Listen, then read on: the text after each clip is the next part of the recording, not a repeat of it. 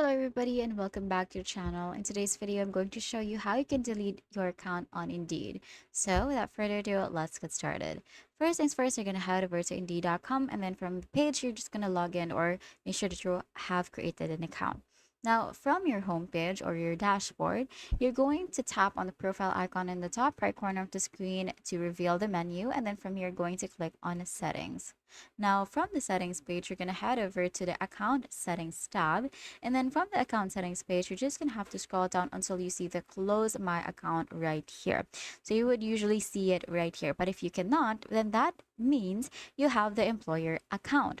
Or if you are not just signed in as a job seeker and you also have an employee account or like employer account, then you cannot close your account from here. So what you're going to do is you're just going to head over to their contact us page. So you're going to click on this, going to head over to Indeed support, and then you're just going to have to type in the message so that the company or like Indeed can delete your account for you.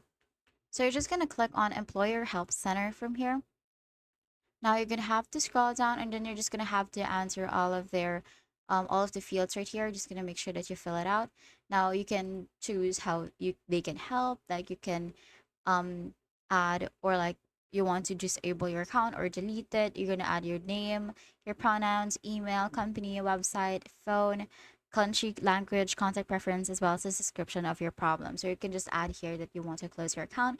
Now after that, you're just gonna complete their captcha and then you're gonna hit on submit and then you're gonna wait for 24 hours so that they can respond to you. And that's it. That is how you can delete your account on Indeed, may it be a job seeker or an employer account. If this video helped you, please don't forget to like the video and subscribe to the channel for more videos like this.